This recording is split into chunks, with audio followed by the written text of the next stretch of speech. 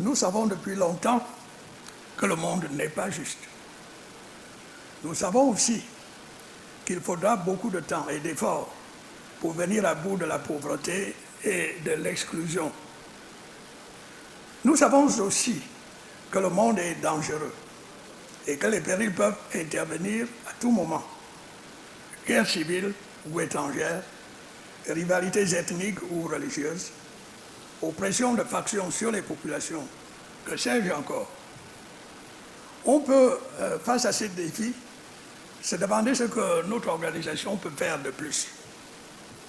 On répondra aisément qu'elle s'est déjà fortement impliquée.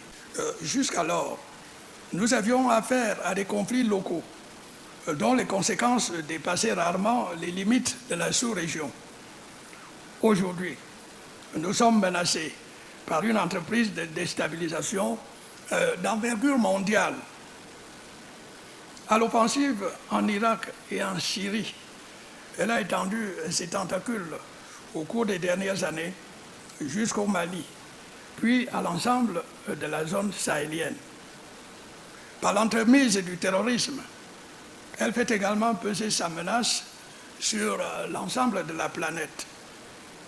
À titre d'exemple, je me permettrai d'appeler l'attention sur la situation de mon pays, actuellement en butte aux attaques de la secte Boko Haram. Je remarquerai au passage que tous les pays voisins immédiats du Nigeria sont membres de l'OIF et sont donc concernés comme le Cameroun. Face à un ennemi commun qui conteste toutes les valeurs auxquelles nous sommes attachés, la solidarité doit jouer à plein. L'histoire récente nous enseigne qu'avec ce genre d'adversaire, il ne peut y avoir de compromis. Ai-je besoin de dire que nous restons des partisans déterminés de la paix? Nous ne renoncerons pas au dialogue des cultures, cher au président Senghor, cet illustre chante de la fraternité humaine universelle.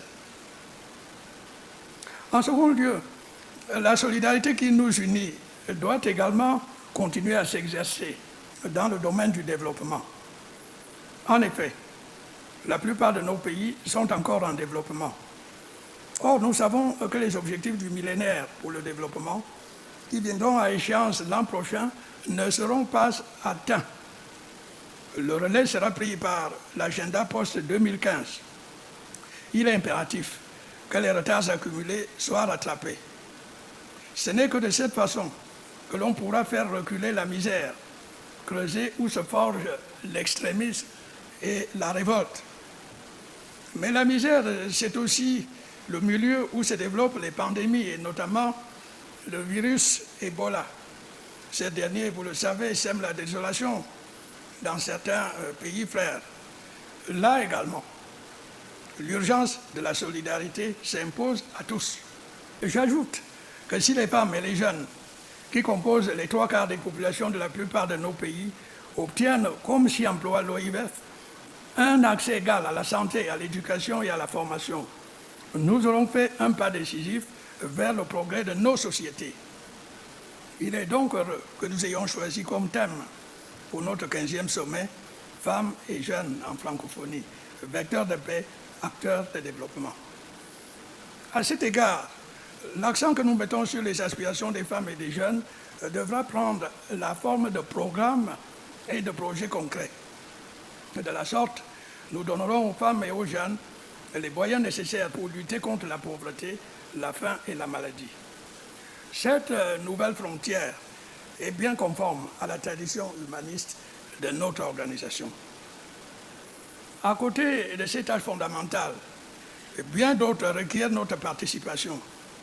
Le respect de l'environnement n'en est pas la moindre.